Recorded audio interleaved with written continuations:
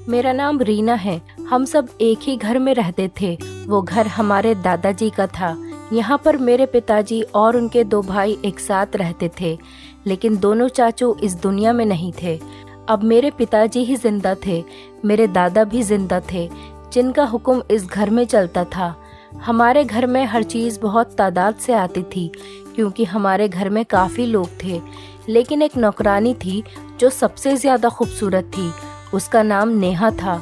वो कहती थी कि मेरा असली नाम सुनीता है, लेकिन सुनीता मुझे अच्छा नहीं लगता था, इसीलिए मैंने अपना नाम बदलकर नेहा रख दिया। मेरी जैसी हसीन लड़की का नाम नेहा ही होना चाहिए था। थी तो वो एक नौकरानी, लेकिन तेवर महारानी के जैसे थे।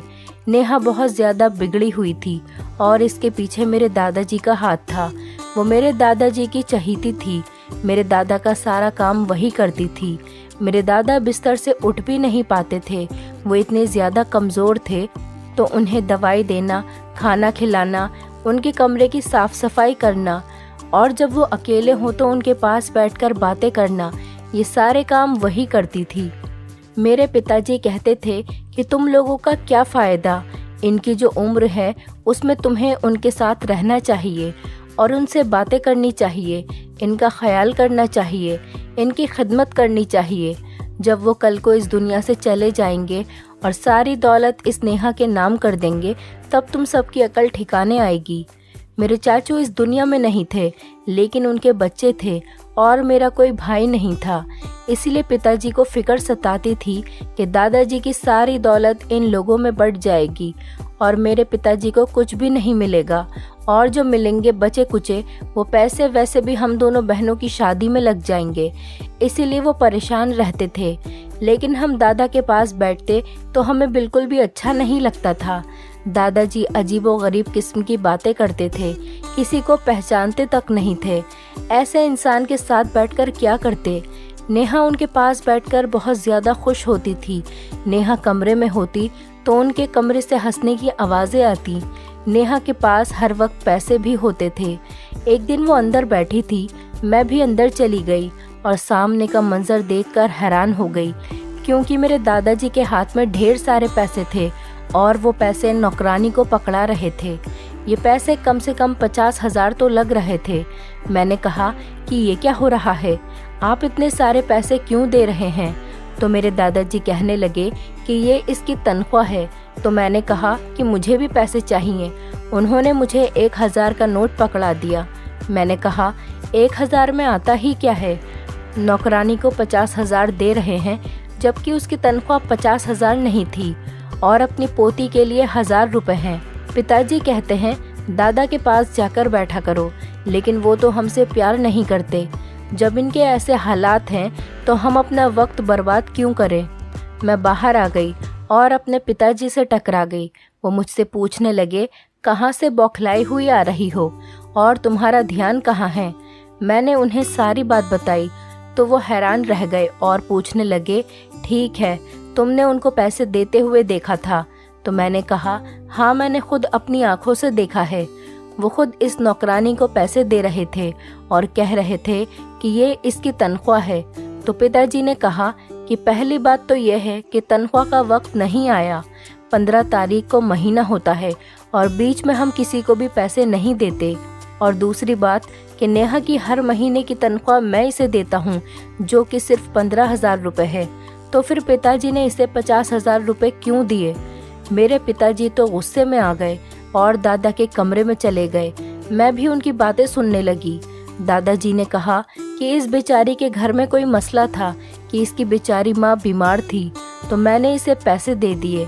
तुम्हारी बेटी तो बड़ी जासूस है, हमारे कमरे में आकर जासूसी करके चली गई और घर में फसाद बनवा दिया। किसी गरीब को कुछ पैसे दे दिए तो क्या हो जाएगा? मैं बिस्तर पर पड़ा हूँ, मरते मरते कोई नेकी कर लूँगा, तो तुम लोगों को क्या परेशानी है? तुम लोग क्या चाहते हो कि ये पैसे भी तुम लोगों के मुंह में चले जाएं? तुम लोगों का मुझे कोई फ़ायदा है? जब मुझे ज़रूरत होती है, जब मेरा दिल भारी होता है, जब मुझे किसी से बात करनी होती है, ना तो तुम लोग मेरे पास आकर बैठते हो, ना ही तुम्हारे बच्चे। तो फिर मैं क्या करूं? पिताजी तो शर्मिंदा ही हो गए। मुझसे कहा, अगर दादा के कमरे में जाओगी तो इधर उधर की बातें मत करना। पिताजी बहुत परेशान लग रहे थे और गुस्से में भी लग रहे थे, क्योंकि उनकी बेइज्जती हो चुकी थी और वो सीधा अपने कमरे में चले गए। कुछ दिन बाद पिताजी ने मुझे एक और खबर सुनाई, जिसे सुनकर मैं और भी ज़्यादा हैरान रह गई। मेरी छोटी बहन काफ़ी छोटी थी, वो 12 साल की थी और मेरी उम्र 20 साल थी। इसीलिए मैं और पिताजी आपस में बातें करते रहते थे। पिताजी ने मुझसे कहा, तुम्हें एक बात बतानी है और इसके बाद से तुम्हें इस घर में बहुत ज़्यादा ध्यान देना है। पता नहीं ऐसी कौन सी बात है। मैंने कहा, ठीक है पिताजी।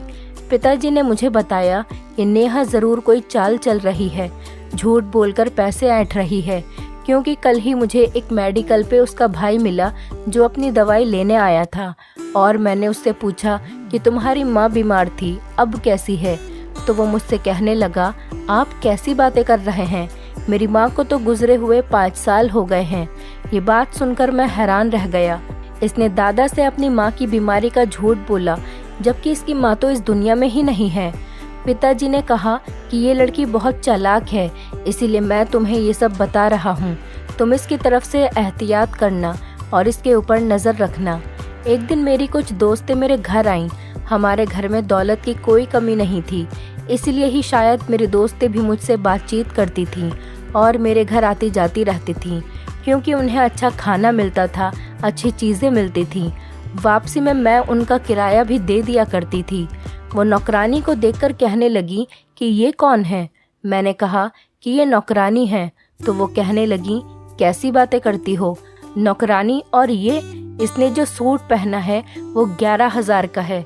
ये सुनकर मैं हैरान हो गई। मैं कहने लगी, वाकई? तो उन्होंने मुझे नेट पर देखकर बताया कि वो सूट 11,000 का है और ये नया नया मार्केट में आया है। बहुत कम लोग हैं जिन्होंने इस सूट को खरीदा है। तुम्हारे घर की नौकरानी ने 11,000 का सूट पहना है और तुम्हें पता भी नहीं है। ये सूट तो तुम्हें पहनना चाहिए था। मुझे तो ये देखकर आग लग गई कि हमारे घर की नौकरानी इतने महंगे महंगे कपड़े पहन कर आ रही है। वो सारे घर में ऐसे फिरती थी जैसे इस घर की मालकिन हो। इसे सिर्फ खाना बनाने का काम ही कहा जाता था। इसे सिर्फ किचन में खाना बनाना ही होता था। वो खाना अच्छा बनाती थी और खाना बनाते ही दादाजी के कमरे में चली जाती थी। एक दिन वो दादाजी के कमरे में ही थी और कमरे में से हंसने की आवाज़ें आ रही थी। मैंने सोचा, मैं भी तो देखूं ऐसी क्या बात है जो इतना हंसा जा रहा है।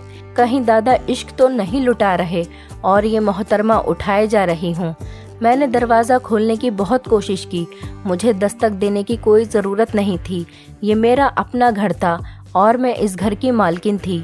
लेकिन ये देखकर मेरे कदमों तले से ज़मीन खिसक गई और मेरे जिस्म से जान निकल गई कि दरवाज़ा तो अंदर से बंद था, दरवाज़ा खुला ही नहीं। और वो हंसने में इतनी मसरूफ़ थी कि उसे पता ही नहीं चला कि मैंने दरवाज़ा खोलने की कोशिश की है।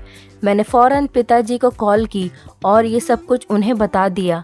पिताजी भी हैरान रह गए और कहने लगे कि पता नहीं इस घर में हो क्या रहा है, कहीं कुछ ऐसा तो नहीं हो रहा इसकी वजह से हम पर मुसीबत आ जाए। नौकरानी दिन ब दिन हम सब के सर पर सवार होती जा रही थी।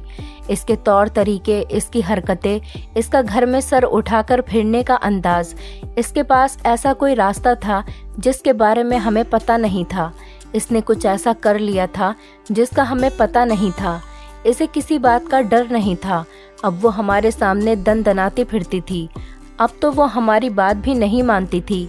एक बार मैं जूस का गिलास पकड़कर जा रही थी कि मेरे हाथ से गिलास टूटकर गिर गया और जूस ज़मीन पर गिर गया। मैंने उससे कहा कि ये साफ कर दो।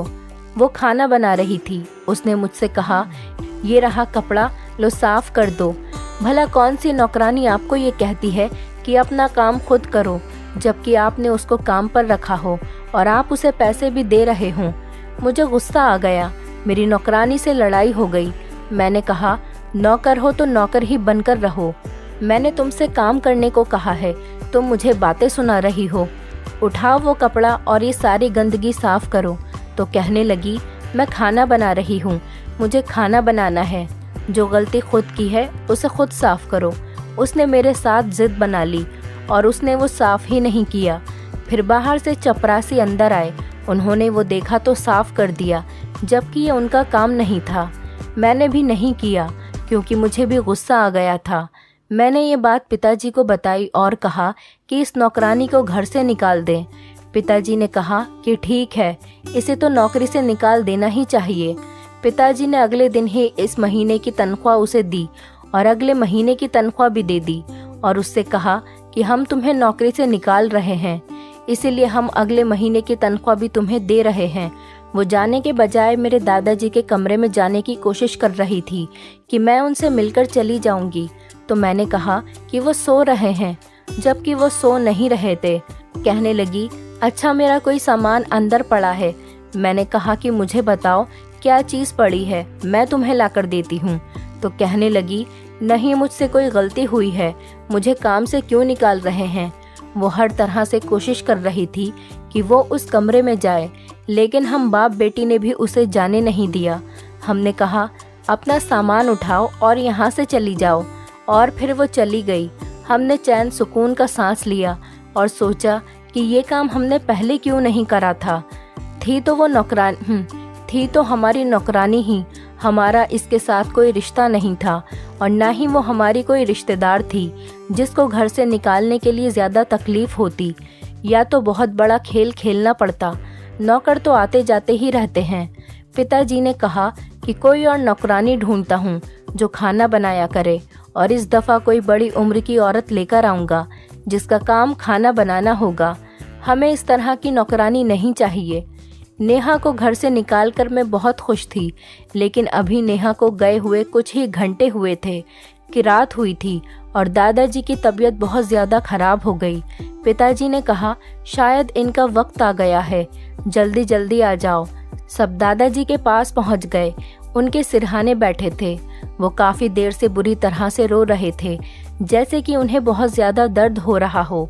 पिताजी बार बार पूछ रहे थे, क्या हुआ है, दर्द हो रहा है, आपको डॉक्टर के पास ले जाते हैं। डॉक्टर को भी बुला लिया था, डॉक्टर भी घर में ही मौजूद था। चाचू के बच्चे भी आ गए थे, सब उनके पास ही खड़े थे, चारपाई की तरफ देख रहे थे। सब आसपास बैठे थे। मेरे दादा को चारपाई पर ही नींद आती थी। उन्होंने ज़बान खोली तो कमरे में सारे लोग हैरान रह गए, क्योंकि उन्होंने कहा कि नेहा कहाँ है। वो बार बार यही पूछने लगे। हम सब लोग खामोश हो गए। चाची ने कहा, कहाँ गई है, इस टाइम तो घर पर ही होती है। तो मेरे पिताजी ने कहा कि मैंने उसे काम से निकाल दिया है। इतना ही कहना था कि मेरे दादाजी ने मेरे पिताजी की कलाई को ज़ोर से पकड़ा और कहा कि किससे पूछकर तुमने उसको काम से निकाला है। हम सब लोग हैरान हो गए। इसको बुलाने से आपका क्या मतलब है? आपको कोई मसला है तो हमें बताइए, डॉक्टर वहाँ पर खड़ा है। तो वो कहने लगे कि नहीं, मुझे नेहा की ज़रूरत है। ये सुनकर सबने अपने कानों पर हाथ लगा लिया। दादा किस किस्म की बातें कर रहे थे, लेकिन मरता क्या न करता। उन्होंने इतना शोर डाल रखा था रात के 1 बजे, और बस एक ही रट लगा रखी थी कि नेहा को लेकर आओ, नेहा को लेकर आओ। मजबूरन मेरे पिताजी को जाना पड़ा और उसको उसके घर से लेकर आना पड़ा। पिताजी ने वापस आकर बताया कि वो बहुत नखरे दिखा रही थी, कि कह रही थी कि मैं नहीं जाऊंगी क्योंकि तुम्हारा बाप मर रहा है और तुम मुझे लेने के लिए आ गए हो। वो बहुत बुरी हरकतें कर रही थी। उसके आने की देर नहीं थी कि दादाजी बिल्कुल ठीक हो गए। वो दादा का हाथ पकड़कर बैठ गई। सारे घर वाले हैरान हो गए और वो कहने लगे कि हमारे घर में हो क्या रहा है, इस औरत को यहाँ से निकालो। मेरे पिताजी ने कहा कि इस औरत को यहाँ से निकाल दिया था, लेकिन फिर जो हुआ वो तुम सब ने देखा है। अब तुम ये बताओ कि हम सब क्या करें। मैं तो बहुत परेशान हो गया हूँ। दादाजी के सामने पिताजी ने अपनी इमेज खराब कर दी। वो ऐसे देख रहे थे कि जैसे उनको जान से मार डालेंगे। नेहा के चेहरे पर मुस्कुराहट थी। वो बहुत ज़्यादा खुश थी। दादाजी ने फौरन से पैसे निकालकर उसे दिए और कहा कि तुम्हारा रोज़गार कोई बंद नहीं कर सकता। मैं अभी इधर ही हूँ, मैं अभी मर नहीं रहा। जो लोग चाहते हैं कि मैं मर जाऊं, तो वो लोग कान खोलकर सुन लें कि मैं अभी इस दुनिया से जाने वाला नहीं हूं। पानी सर से गुजर चुका था। अब तो सब घर वालों को पता चल गया था कि इस घर में क्या हो रहा है। जो भी हो रहा था वो बिल्कुल अच्छा नहीं हो रहा था। एक नौकर का घर के मालिक से इतना करीब होना सही नहीं है। मैंने सबको ये भी बताया कि जब नेहा अंदर जाती है तो अंदर का दरवाज़ा भी बंद हो जाता है। सबने अपने कानों पर हाथ रख लिए और कहा कि मुझे ऐसा लगता है मरने से पहले हमें शर्मिंदा करवा कर ही जाएगा। दरवाज़ा बंद करने का क्या मकसद हो सकता है? पिताजी ने कहा, तुम सब मिलकर मेरी मदद करो। मैं तो अपनी तरफ से जो कर सकता था वो कर चुका। तभी नेहा की आंखों में जाते हुए भी जीत की खुशी थी। उसे पता था कि वो वापस आ जाएगी और उसे कोई नहीं रोक सकता। लेकिन अब मामलात मैंने अपने हाथ में लेने का सोच लिया। मैंने कहा, मैं देखूंगी कमरे में होता क्या है। मैं नेहा के कमरे में गई और मैंने उसके कपड़े चुरा लिए। मैंने ये बात किसी को भी नहीं बताई कि मैं अपने दिमाग में एक प्लान बना चुकी थी और उस पर अमल करना चाहती थी।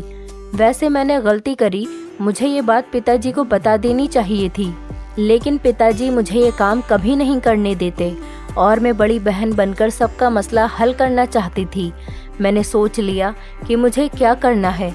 जब नेहा किचन में काम कर रही थी तो मैंने चुपके से जाकर किचन का दरवाज़ा बाहर से बंद कर दिया और चपरासी से कह दिया कि दरवाज़ा नहीं खुलना चाहिए।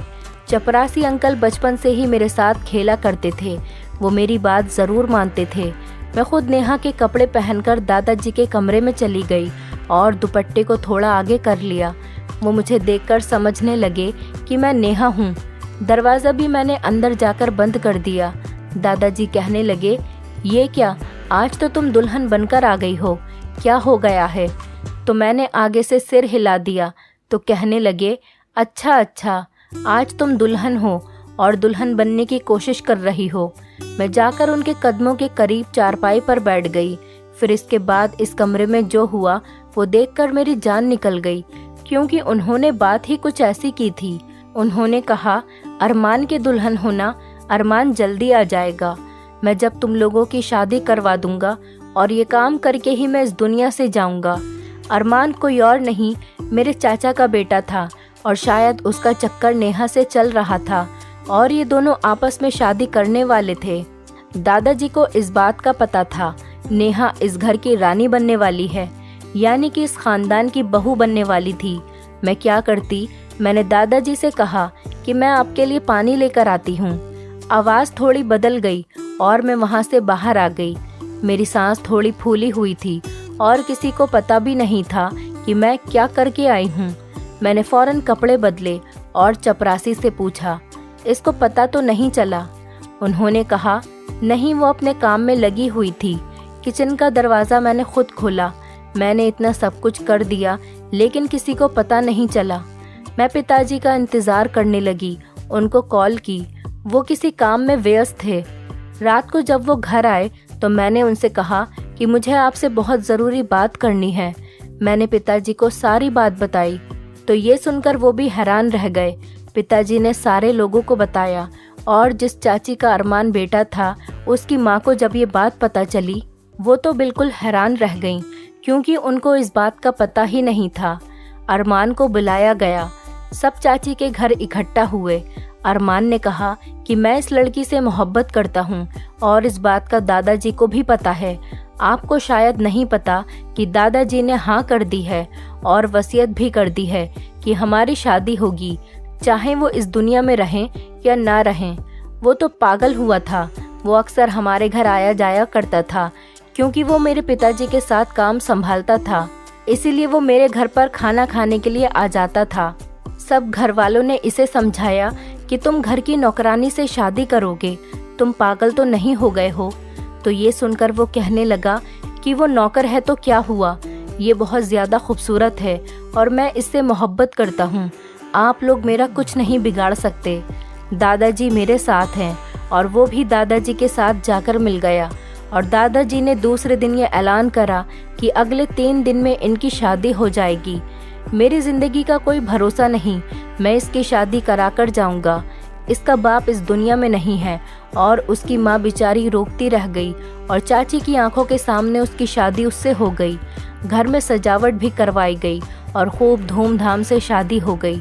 लेकिन असल बात ये थी कि दादाजी अचानक इस दुनिया से चले गए। हम सब बहुत दुखी थे और एक बड़ी खबर ने हमें परेशान कर दिया। वो ये कि जायदाद का एक बड़ा हिस्सा अरमान और नेहा के नाम कर दिया। हम सब बहुत परेशान थे क्योंकि हमारे घर का एक शख्स उनसे मिला हुआ था। इस बारे में हम कभी बैठकर सोचते हैं तो यही सोचते हैं कि शायद हमें अपने दादाजी की खिदमत कर लेनी चाहिए थी। अगर हम उनके पास बैठा करते और उन्हें वक्त देते तो उनको किसी की ज़रूरत नहीं पड़ती।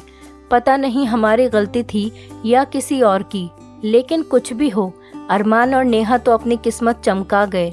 दादाजी भी इस दुनिया में नहीं रहे। बाकी जायदाद से हमें जो हिस्सा मिला बस इतना ही कि हमारा गुजारा चलता रहे। नेहा और अरमान दौलत लेकर दूसरे शहर में जाकर बस गए। वो ना ही हमसे मिलते और ना ही बात करते। मेरे पिताजी की भी तबीयत खराब रहती और वो इस कमरे में ही रहते हैं जहाँ पर दादाजी रहते थे। मैं अपने पिताजी का बहुत ख्याल रखती हूँ, उनसे बातें करती हूँ। मेरे पिताजी कहते हैं पता नहीं किसकी गलती थी, लेकिन जो हुआ ठीक नहीं हुआ। इस बात का दुख हमेशा रहेगा और हम सब खानदान को ये याद रहेगा कि इस खानदान में कोई नेहा नाम की लड़की आई थी जिसने हमें जलील करके छोड़ा था। दोस्तों, उम्मीद करती हूँ आपको हमारी कहानी पसंद आई होगी। कहानी पसंद आई है तो वीडियो को लाइक करें, चैनल पर नए हैं तो चैनल को सब्सक्राइब करें और हाँ, नोटिफिकेशन बेल को ज़रूर दबाएं ताकि अगली अपडेट सबसे पहले आपको मिले। रात को मेरे जेठ जी के कमरे से चीखों की आवाज़ें आती थी। मेरी जेठानी जी कब की मर चुकी थी। जेठ जी का राज जानने के लिए एक रात में उनके कमरे में छुप गई। फिर जेठ जी ने जो किया, हे भगवान, जब मैंने पहली बार वो दिल दहलाने वाली चीखों की आवाज़ें सुनी तो मैं पूरी तरह से घबरा गई थी। मैं गहरी नींद से हड़बड़ाकर उठ बैठी और चीखने चिल्लाने की आवाज़ें पूरी हवेली में गूंज रही थी। उस समय चारों ओर सन्नाटा था। मेरे कमरे में बहुत अंधेरा था। मैंने हाथ टटोलते हुए साइड टेबल का लैंप जलाया। मैंने घड़ी की तरफ देखा तो रात के 1 बज रहे थे और चीख पुकार की आवाज़ें पूरी हवेली में गूंज रही थी। मैं हैरान थी कि मेरी बगल में लेटे मेरे पति पंकज अब भी गहरी नींद में सोए हुए थे। इतने शोर में उन्हें नींद कैसे आ सकती थी? कल ही तो मैं पंकज की दुल्हन बनकर इस घर में आई थी। मेरी शादी बड़ी धूमधाम से पंकज से हुई थी। मैं बहुत अमीर खानदान की बहू बनी थी। मैं भी एक अमीर खानदान से थी। मेरे सास ससुर कब के मर चुके थे। जेठ जी बहुत देखरेख वाले इंसान थे। मैं उनके व्यवहार को अच्छी तरह से जानती थी। मेरी पंकज से लव मैरिज की शादी थी। हमने एक दूसरे को शादी के लिए खुद ही पसंद किया था और वहीं से हमारी फ़ोन पर बातें होना शुरू हो गईं। हम दोनों ही अमीर ख़ानदान से थे, इसीलिए किसी को भी इस रिश्ते पर एतराज़ नहीं हुआ। मेरी शादी की पहली रात थी। उसी रात मैंने हवेली में चीखें सुनी थीं। एक लड़की की चीखों की आवाज़ थी, जैसे वो अपनी मदद के लिए किसी को पुकार रही हो। पहले तो मैंने सोचा कि कमरे के बाहर जाकर देखूं कि आवाज़ें किसकी हैं, कौन है जो इस वक्त इस तरह तेज़ आवाज़ से चिल्ला रहा है। लेकिन मैं एक दिन की दुल्हन थी तो यूं कैसे मुंह उठाकर कमरे से बाहर निकल सकती थी। आधा घंटा ये आवाज़ें गूंजती रहीं। उसके बाद शांति सी छा गई। मुझे पंकज की नींद देखकर बड़ी हैरत हो रही थी। वो इतने शोर में कैसे सो सकता था।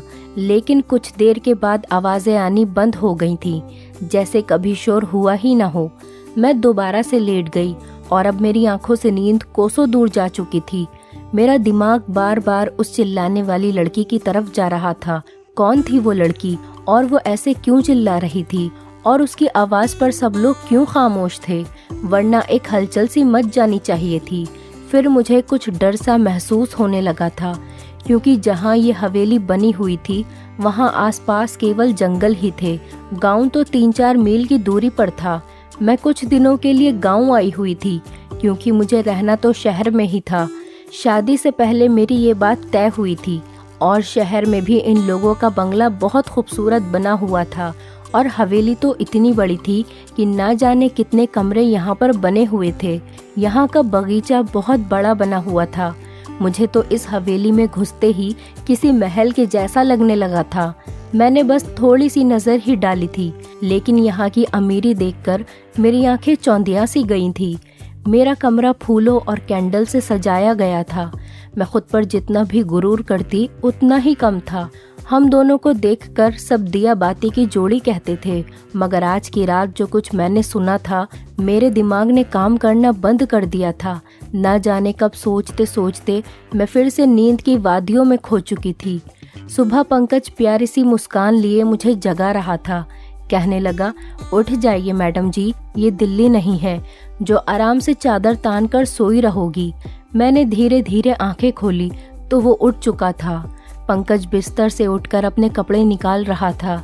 मुझसे कहने लगा कि तुम्हारा सामान ड्रेसिंग रूम में पड़ा है और तुम्हें वही पहनना है। वो मुझसे कहकर वॉशरूम में चला गया। मैं बिस्तर से उठकर बैठ गई।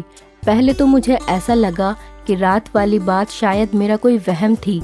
मैं वही बात सोचते सोचते ड्रेसिंग रूम में चली गई, जो मेरे ही कमरे में बना हुआ था। इतना भारी भरकम जोड़ा देखकर मेरी आंखें फटी रह गईं। मैंने फ्रेश होने के बाद बहुत ही मुश्किल से उन कपड़ों को पहना था।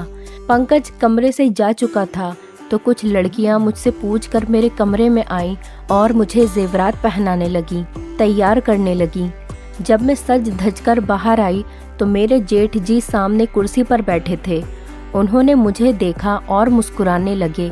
फिर मेरे पास आए और मुझ पर हजारों के नोटों की बारिश करके मेरा स्वागत किया।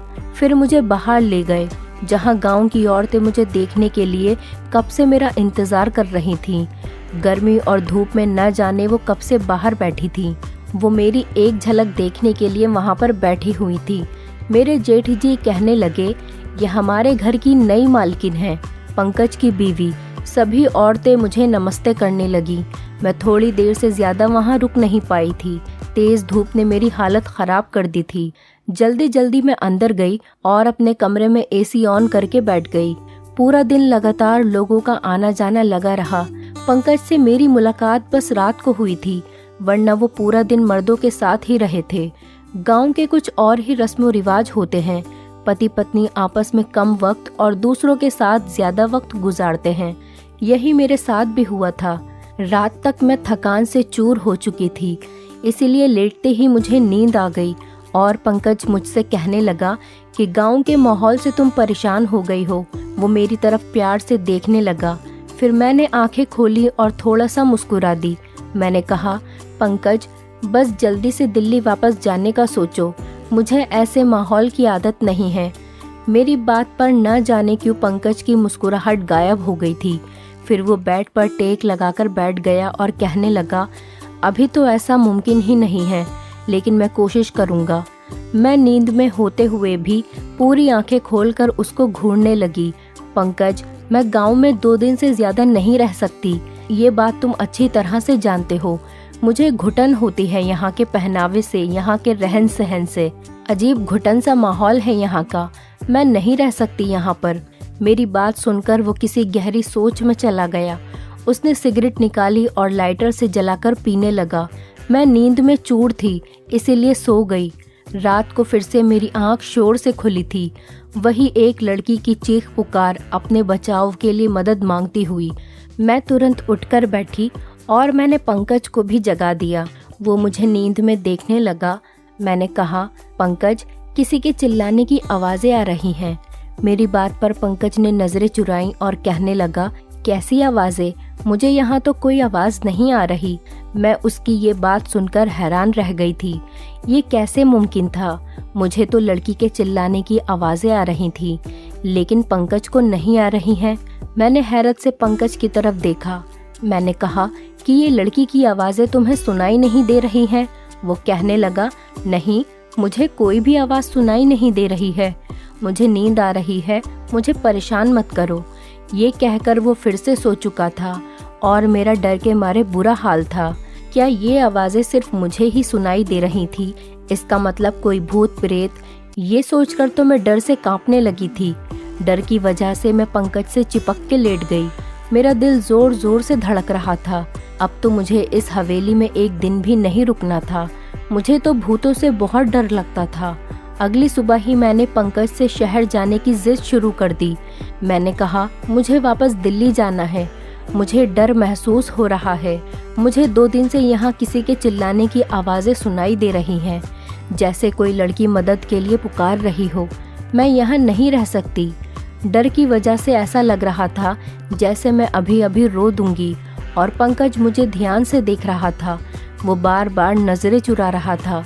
वो मुझसे कहने लगा, वर्षों से इस हवेली में ऐसे ही साए हैं। किसी किसी को ऐसी आवाज़ें सुनाई देती हैं जैसे कि तुम्हें दे रही हैं, लेकिन उन साए ने कभी भी हमें नुकसान नहीं पहुंचाया। वरना क्या मेरी भाभियां यहाँ रह सकती थीं? मुझे पंकज की किसी भी बात से चैन नहीं मिल रहा था। मुझे बस दिल्ली जाने का इंतज़ार था। सुबह नाश्ते के वक्त मेरे जेठ जी ने पंकज से पूछा था कि तुम दिल्ली वापस कब जा रहे हो। ये सुनकर पंकज का चाय का कप हाथ में ही रह गया था, लेकिन मैं दिल ही दिल में खुश थी कि किसी को तो हमें गांव से दिल्ली भेजने का ख्याल आया। पंकज ने कहा, भाई जो आपका आदेश। पंकज ने बहुत ही मुश्किल से ये बात कही थी। वो अपने बड़े भाई से बहुत डरता था। जेठ जी कहने लगे, आज शाम तक तुम दिल्ली जाने की तैयारी करो, वहाँ के काम देखो जाकर। मैं तो खुशी के मारे फूली नहीं समा रही थी। मैंने जल्दी से चाय खत्म की और कुर्सी पीछे खिसकाकर खड़ी हो गई तो मेरे जेठ जी कहने लगे, बहू आज तुमने नाश्ता ठीक से क्यों नहीं किया? मैंने कहा, मुझे अपनी और पंकज की पैकिंग भी करनी है, शाम तक जाना है तो टाइम लग जाएगा। मेरी बात सुनकर जेठ जी पंकज को घूरने लगे और कहने लगे, तुमने बहू को ये नहीं बताया कि अब ये यहीं हवेली में ही रहेगी। ये बात मेरे दिल पर लग गई और मैं आश्चर्य से पंकज की तरफ देख रही थी। वो कहने लगा, मैं भूल गया था भाई। मेरे जेठ जी फिर मुझसे कहने लगे, बेटा तुम अब हमारी इज्जत हो और हमारे घर की औरतें हवेली से बाहर कदम नहीं रखती। तुम यहीं रहोगी, दिल्ली में केवल पंकज ही जाएगा। ये सुनकर तो मैं दंग रह गई थी कि पंकज ने पहले ये बात मुझे क्यों नहीं बताई। उसने यही कहा था कि कुछ वक्त मुझे गांव में रहना पड़ेगा, फिर वो मुझे अपने साथ दिल्ली ले जाएगा। मैं गुस्से की वजह से उठकर कमरे में चली गई। मुझे झूठ बोला गया था। कुछ देर के बाद ही पंकज कमरे में आया और मैं रोने लगी। मैंने कहा, मुझे इस भूत बंगले में नहीं रहना। तुमने मुझसे झूठ कहा था कि हम दिल्ली में रहेंगे। तुम अपने भाई से जाकर बता दो। मेरी बात सुनकर वो मेरे पास आकर बैठकर बहुत ही प्यार से बोला, मैं तुम्हें अभी दिल्ली नहीं ले जा सकता। बस तुम कुछ महीने यहाँ रह लो, वैसे ही रहो जैसे यहाँ की औरतें रहती हैं, फिर मैं तुम्हें दिल्ली लेकर जाऊँगा। मैंने कहा, मैं तुम्हारे बिना यहाँ नहीं रहूँगी। रात के वक्त वो चीखों की आवाज़ मेरी जान निकाल देगी। मुझे बहुत डर लगता है। वो मुझसे कहने लगा, तुम चीखों पर ध्यान मत दो, वो जो भी है तुम्हें कुछ नहीं करेगी, ये मैं तुमसे वादा कर सकता हूँ। तुम बस कमरा लॉक रखना और रात को बिल्कुल भी बाहर मत निकलना। पंकज की बातों ने तो मुझे बहुत ज्यादा डरा दिया था। मैंने कहा, मैं अकेली रात को इस कमरे में नहीं सो सकती।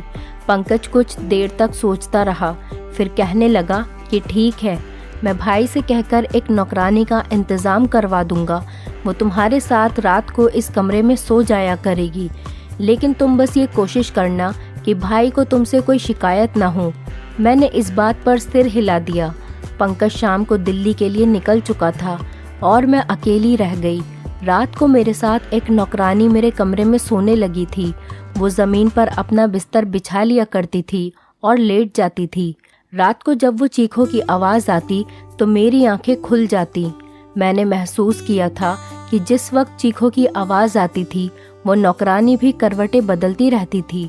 मुझे ये शक होने लगा था कि शायद वो भी उन आवाज़ों को सुन सकती है। कई बार मैंने उस नौकरानी से चीखों के बारे में पूछा तो उसके चेहरे का रंग उड़ जाता और वो डर जाती थी। फिर ना में सर हिलाने लगती थी और कहने लगती, मैंने ऐसी कोई आवाज़ें नहीं सुनी। मैंने उसके डर से ये तो अंदाज़ा लगा लिया था कि कहानी कुछ और ही है, इसलिए उससे कहा कि मैं जानती हूँ कि वो आवाज़ें तुम्हें भी सुनाई देती हैं। मेरी बात सुनकर वो मेरे सामने हाथ जोड़ने लगी और कहने लगी, इस बात का जिक्र हवेली में किसी से भी नहीं करना, वरना बहुत बुरा होगा। उस नौकरानी की बात सुनकर मुझे जानने की चाहत होने लगी थी कि आखिर मालूम भी तो हो कि सारा माजरा है क्या।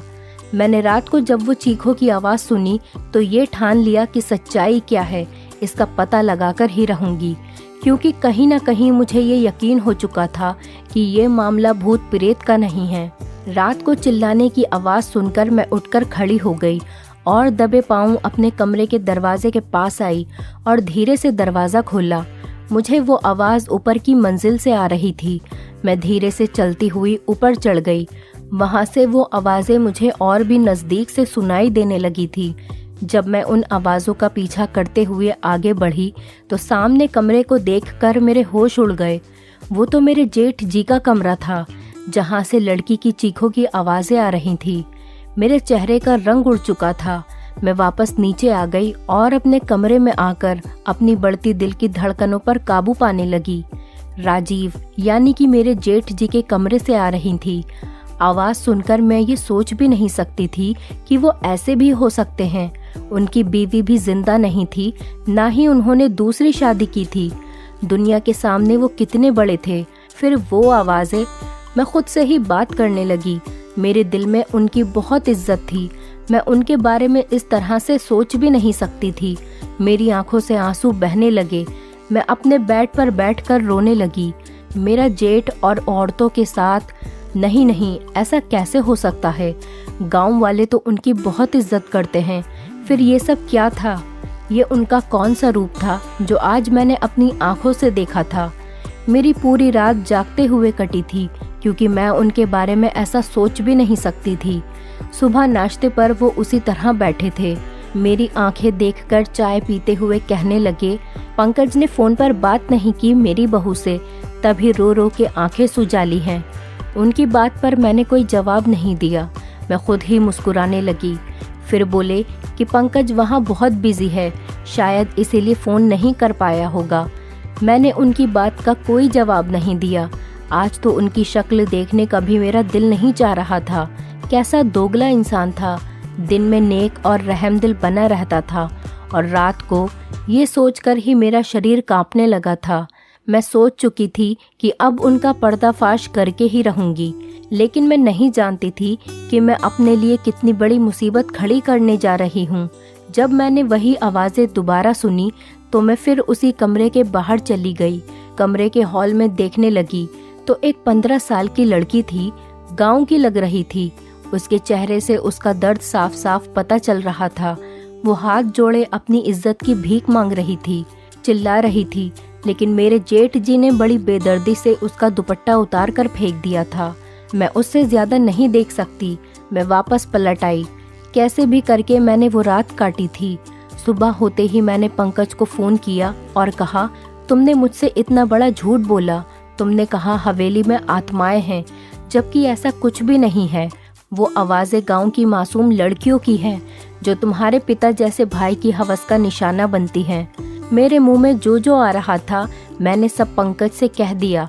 मेरी बात सुनकर वो गुस्से में आ गया और कहने लगा कि अपनी जुबान को बंद रखना, जैसे हवेली के सभी लोग रखते हैं, वरना तुम्हें राजीव की ताकत का अंदाज़ा नहीं है। वो तुम्हें जान से मार डालेंगे। पंकज की बात सुनकर जितनी हैरानी हुई उतनी कम थी। मतलब वो अपने भाई के बारे में ये सारी बातें पहले से ही जानता था और वो भी उनसे मिला हुआ था इस सब में। मैंने फ़ोन बंद कर दिया, क्योंकि बुराई होता देखकर मैं ऐसे चुप नहीं रह सकती थी।